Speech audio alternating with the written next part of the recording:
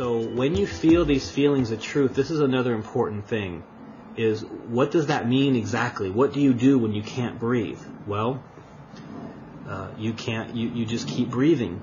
When you come up to a situation, you want to tell the truth, you don't want to repeat the same old pattern, and you know that life has presented you with a way to break into something new for yourself.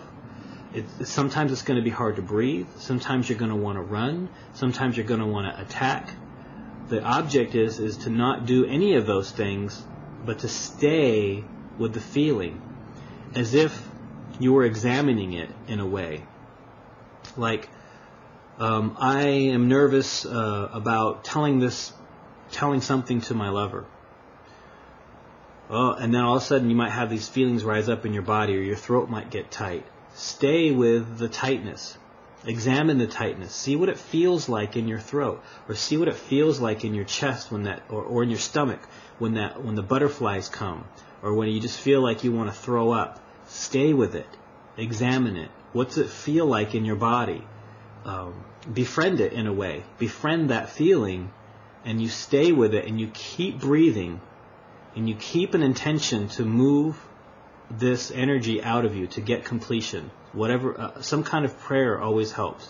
A prayer of intention of growth, or of healing, or of completion, or of moving this out, moving this energy out. And you might just keep breathing, and you keep noticing this feeling, and you keep being with it. Some people will go so far, and this has been helpful for me, is to see how it moves in the body, see what parts of the body it's touching, think of what color it might be. Don't resist. Don't resist it. How much does it weigh? What shape is it? How is it vibrating your skin? Stay with the feeling, and don't shy away from it. Keep breathing, and sometimes it will dissipate, and sometimes it will come down just enough to where you can move into action and tell the truth, or do what it is that you're afraid to do, or say what you're afraid to say.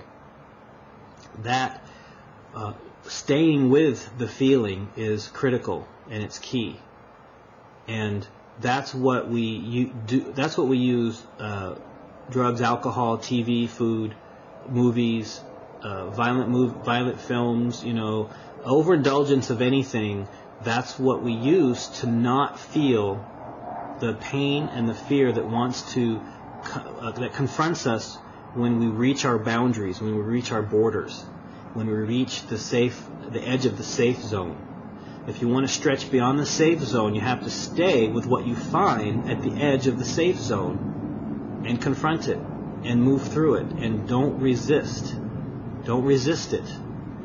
Breathe into it. Breathe with it. Sometimes I will scream into a towel or a pillow, because its intensity is just so strong, it just builds so strong that I might freak out. And so I allow myself to freak out.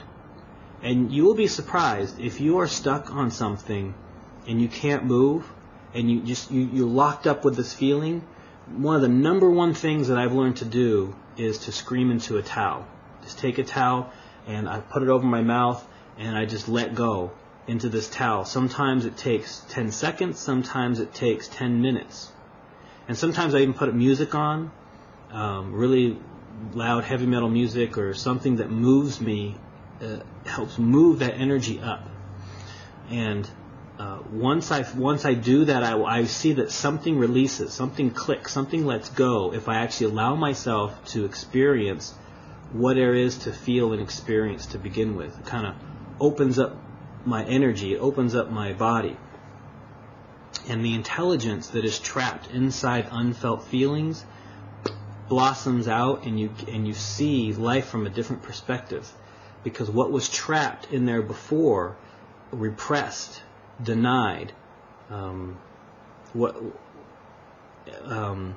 not completed, not finished, not followed through on, not said, that there is an emotion, there's a price to pay emotionally for every time we do that. And that emotional price contains a piece of ourself, a piece of our own wisdom, a piece of our inner strength, a piece of our well-being. And when you release it in a healthy, way, when you engage it, when you talk to it, when you be with it, when you stay with it in some fashion, you get back your wholeness, you get back yourself, you get back that piece of intelligence that's trying to be communicated to you.